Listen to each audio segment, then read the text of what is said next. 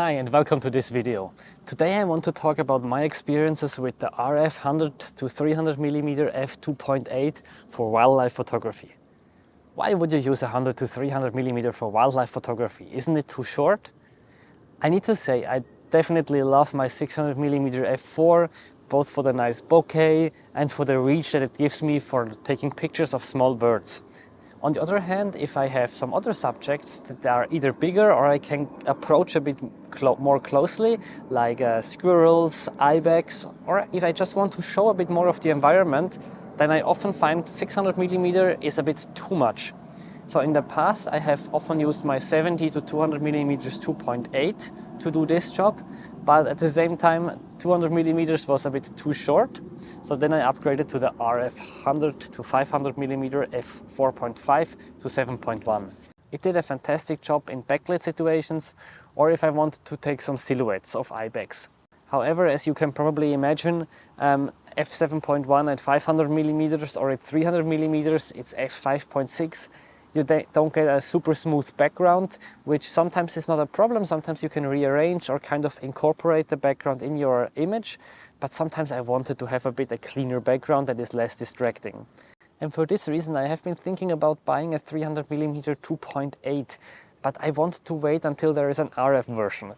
And with the RF100-300mm f2.8, we have more than that. We have kind of a zoom from 100 to 300mm that replaces a 300mm 2.8 prime, and I was very interested to test it out. I had it for about 2.5 weeks now. I took way over 10,000 shots with it of various subjects out in nature, and in this video I want to talk about my experiences with the lens, both the ups and the downs.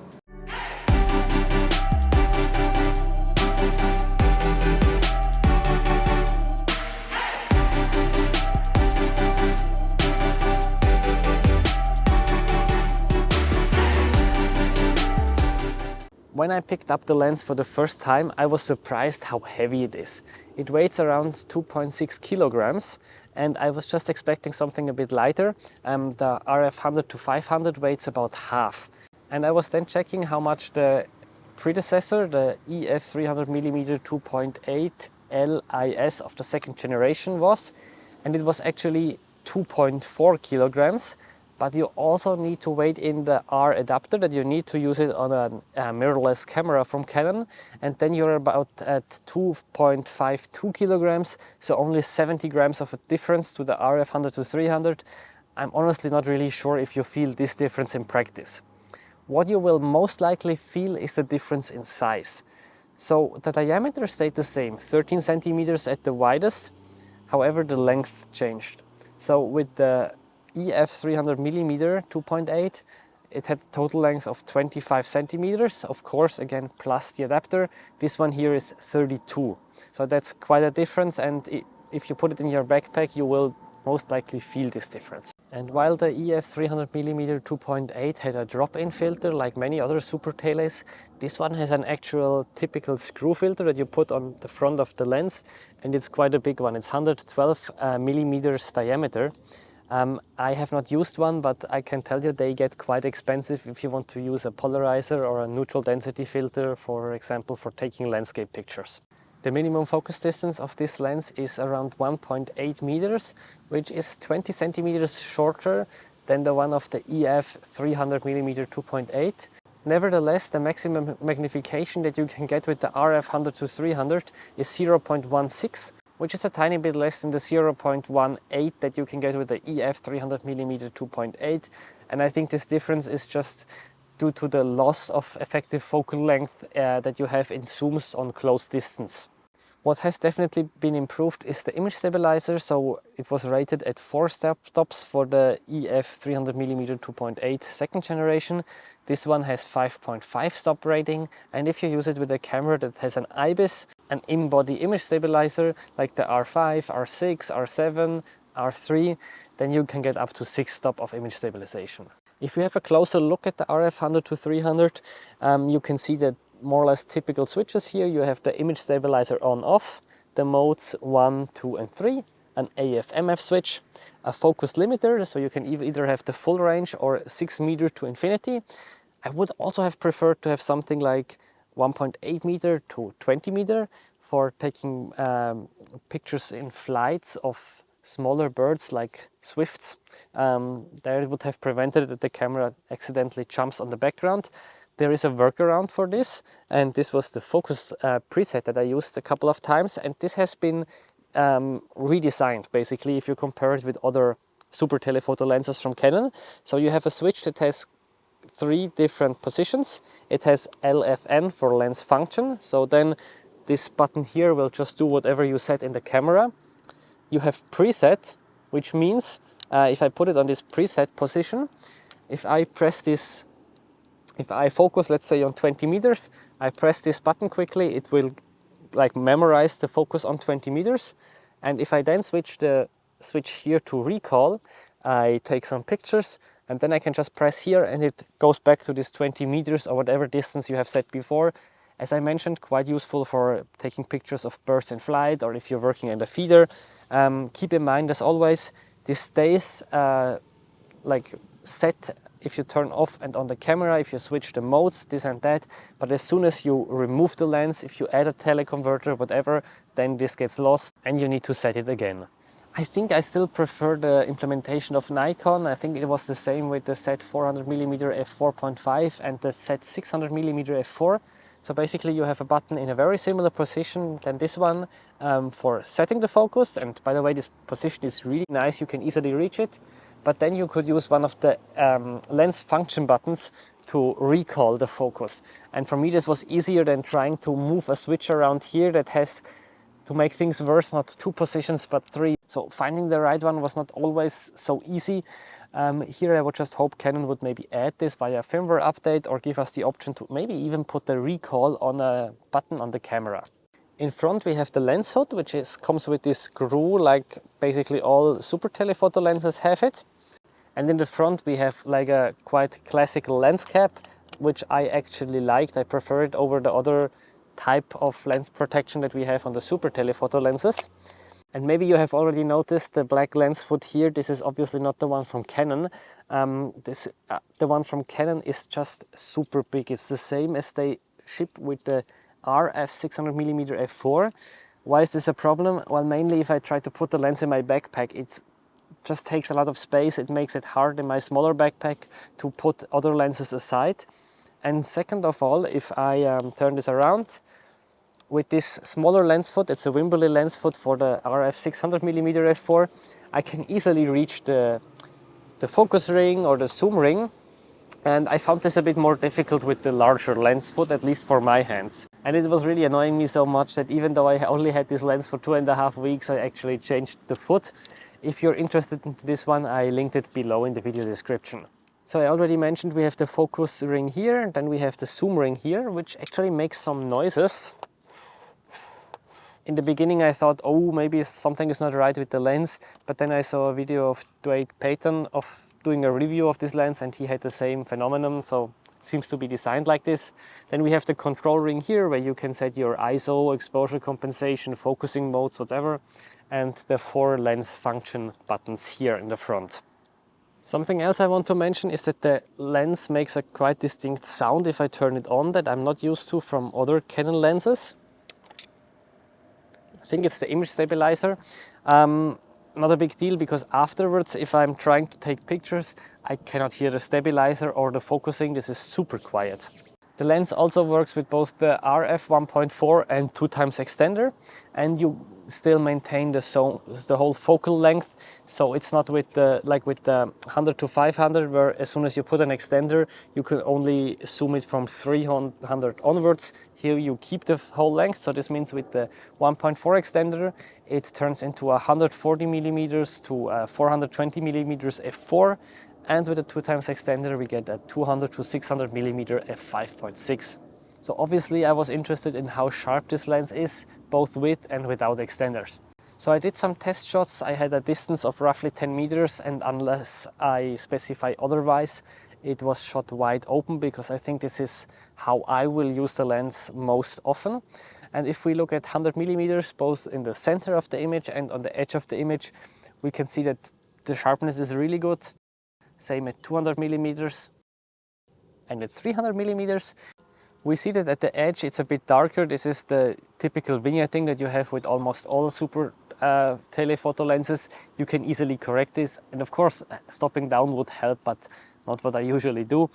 If we add the 1.4 extender, as I said, we're at 420mm f4.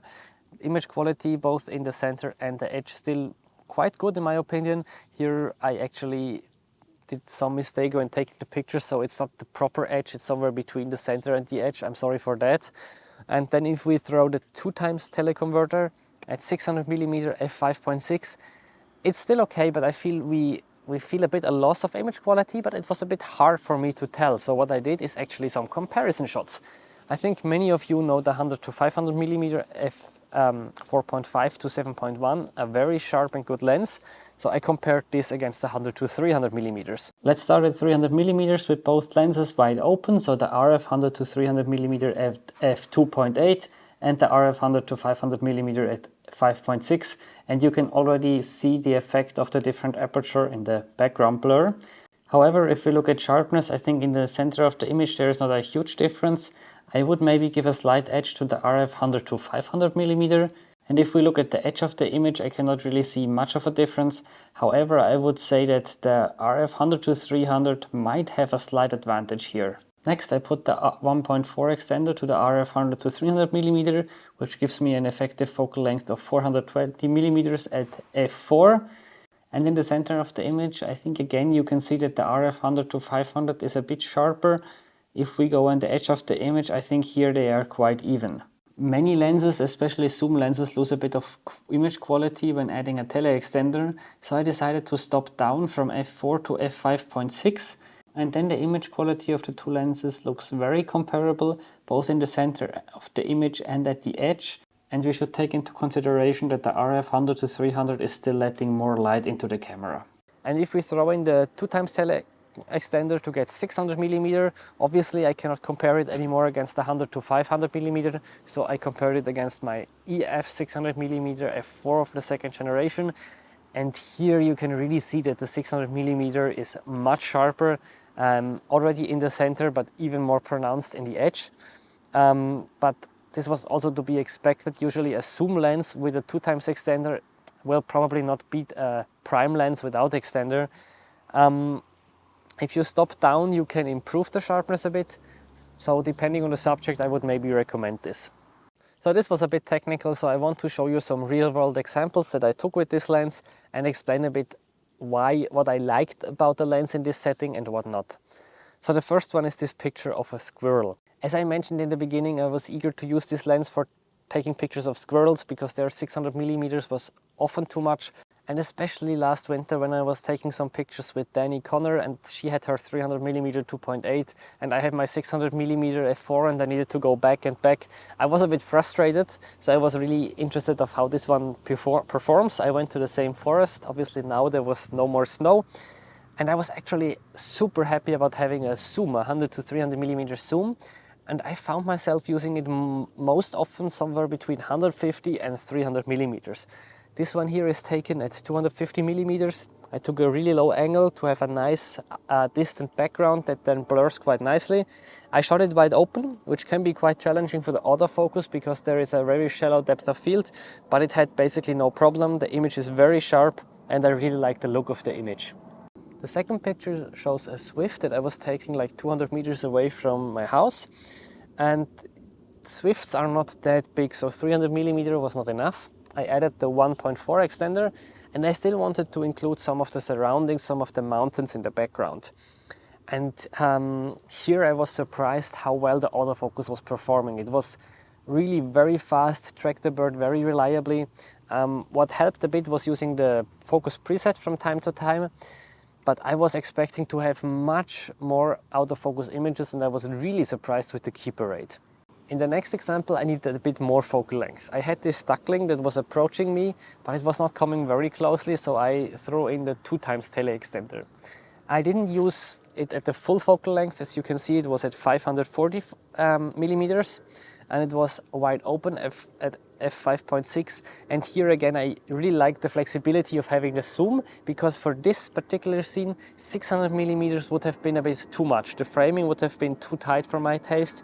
The background still renders very nicely with the f5.6 at 540mm. Now if we zoom in a bit, I would say that the sharpness is quite good. It might not be perfect, but I think this is more my fault than the one of the lens. You can see the shutter speed was 1,000th of a second. This was not quick enough for an action scene. I was not expecting that it's starting to shake its little wings. It was very cute, but I like this picture because I think this is like one of these cases we have 95% of the maximum sharpness, still good enough. But I also want to throw in one picture where that was really one of the sharpest of the series, where the shutter speed was sufficient, autofocus was really fine, and you can see, I think the image quality is very good, even with the 2x extender wide open. I also took the 600mm f4 and did some shots just after it, and if you then do the side-by-side comparison, yes, the 600mm f4 is sharper. However, I think this is good enough for the occasional work. And here you can see a second example with a slightly different pose of the duck. Again, the EF 600mm is sharper, even wide open. However, I feel in this image the difference is not as big as before.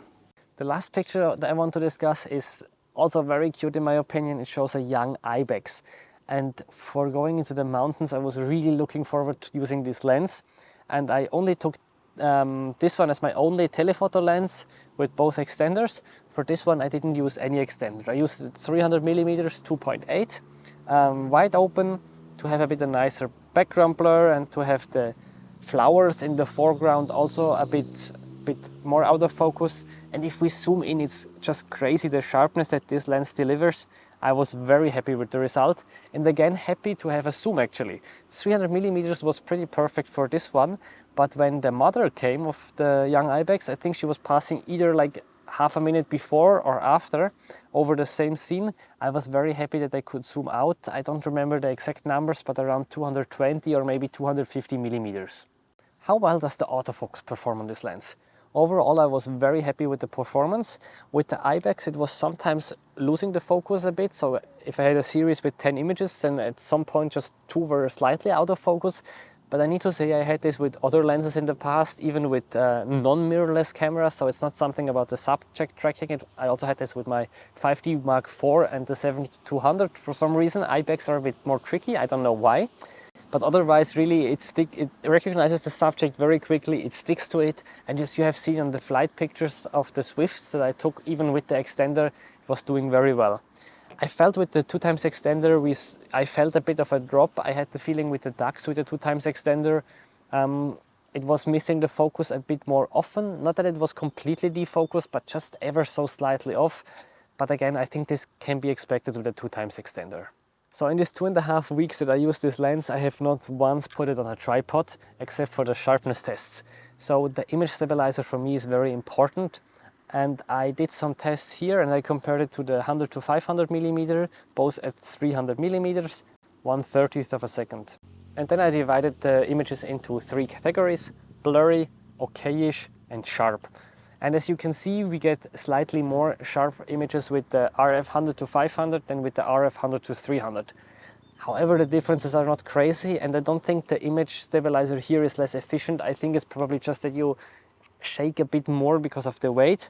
In this sense, this one might win, but if you think a bit more practically, at 300mm this offers f2.8, this is at f5.6, so that's 2 stops of light. This easily compensates for the slightly worse stabilization that we have in this lens. And again, I think it's just the nature of the lens. I had this with other lenses as well. The heavier the lens gets, the harder it just is to keep it stable. So I asked you over Instagram if you have any questions about this lens, and you did have some, so I will try my best now to answer them. So I wrote the questions down, and the first one is, in which sense is it better than the RF100-500? Well, for me it's only one thing. It's the aperture of 2.8 that I have from 100 to 300mm, whereas here in the range of 100 to 300mm I have 4.5 to 5.6. If I shoot a lot of low light, this certainly helps to have a nicer image quality, but way more important for me is the background blur that I get with this lens. And I did some test shots, and you can see it here. the difference at 200mm, you can already see it. And even if we throw in the 1.4 extender, we have 420mm f4 versus 420mm f6.3, and we really see that this resolves the background much more cleaner. It's more blurry. It's another question whether you need it, but if you like this type of background and if you sometimes have more distracting backgrounds, this can really help. I also did some tests at 600mm with a 2x extender. Obviously, I could not compare it anymore against the 100-500, so I compared it against my EF 600mm f4. Here, both backgrounds look very nice, but we still see a difference. And if we stop the RF100-300 down to 600mm f8 to get a bit more sharpness, then we see a more pronounced difference again. The second question I got was, how well is the performance with the extenders? So from the autofocus I already mentioned, with the 1x4 extender, I think it's still excellent. With the 2x extender, still good, but you feel a drop. The second thing is, of course, image quality. Here you have seen the test scenes, but how does it translate into the real world? As so often I had the feeling the extenders just perform better if you're close to the subject and not putting the extender for us taking pictures of a subject that is far away. And for me, I was really happy just to take this lens into the mountains. And for the ibex, this was really perfect. When I saw a chamois that was a bit farther away, I took the 2x extender. I was shooting at 600mm wide open, and I cropped a little bit afterwards just to have a nicer composition. The sharpness was not perfect, but good enough. I'm not sure how much better the 600mm f4 would have been in this situation. It's hard to tell because there are so many factors influencing it, and having to carry two lenses up there, it's also something that you need to take into consideration. So the best lens is probably always the one that you have with you, right? Another consideration is also the weight. So if you use the 100-300mm with a 2x extender, I think we reach around 2,930 grams, which is only 150 grams less than the 600mm f4. So yeah, it can also get quite heavy at this point, and it's still one f-stop less than the 600mm f4. Another person asked me if it's a good entry-level super telephoto lens. I think here it really depends on what you like to shoot. If you have more tame subjects or you like to include some surroundings, then I think it's an amazing lens. However, if you're more the average wildlife shooter, I would say you want to take some nice portraits of animals, maybe also some birds that are a bit smaller and a bit farther away. I think that's not the right lens because it's just too short in these situations. In these situations, I would go for a 600mm f4 if you can afford it and want to carry it.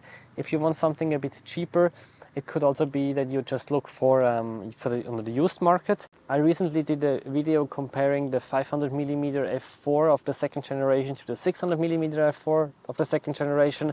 I think the 500mm f4 might be a very interesting alternative. I put it in the video description below. And then I got also asked, is it like a good successor of the EF 300mm 2.8? Here, unfortunately, I cannot tell so much because I could not do a direct comparison. It's a bit longer, it's a bit heavier. The thing is, I cannot tell much about the image quality with the extenders now. This is the issue. But for my taste, I really like the flexibility that I get with this zoom lens, and especially for closer subjects where you don't know how close they will be, this is just a fantastic lens. This actually leads me to the conclusions. Did I like the lens, and could I recommend it to you? Did I like it? Yes, very much. For what I had in mind, it did the job basically perfectly. If I can recommend it to you, highly depends on what you are going to shoot. If you will, let's say 60-70% of the time use the 2x extender, turning it effectively into a 200-600mm f5.6, then I think, for also considering that you have some loss in image quality, I think you have it's not worth it. It's too heavy, it's too expensive for what it is. Then I would really look into another lens that has a longer focal length to begin with without needing to add extenders. However, if you want to include more surroundings, if you want to photograph a bit bigger or more tame subjects, and you maybe already have a 600mm f4 and say, well, it's sometimes just too much, I need something smaller, and here the background blur is not nice enough, then I think it's a fantastic lens. I would, if I go to the mountains, not take this and the 600mm. It's just too much, too heavy, it takes too much space in the backpack. But I could very well imagine if I just go to a lake, I want to take pictures at sunrise. For this, I have done this before now, that I use this and the 600mm aside. Where I don't need to walk much, that's a great solution. If I just go to the mountains, I'm just taking this one with the extenders. If I go more in the forest and I expect more shyer birds, or wherever I go and I expect only shyer birds and I need to walk a bit, I only take my 600mm f4. So maybe you're wondering, what is Fabian doing? Is he buying this lens? Not right now, at least. I just bought the RF600mm f4, which was already quite expensive, and it's my most used lens. And this one here costs 11,000 francs, 12,000 euros in Europe. That's only 1,500 less than the 600mm f4. And I'm still not 100% sure whether I would use it enough to justify this price. So what I'm going to do is I will return this lens to Canon, and then I will see a bit how much I will miss it in the future. This has proven to be quite an effective way, or a good way for me to determine if I really want or need the lens, because while I tested it, it was great, and now I will see how much I will miss it.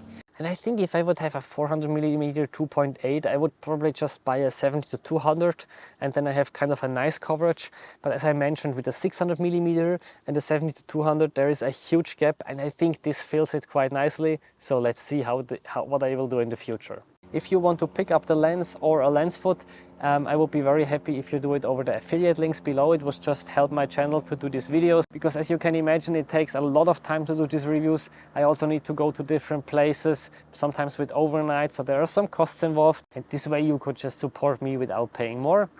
Thanks anyway, and see you in the next video.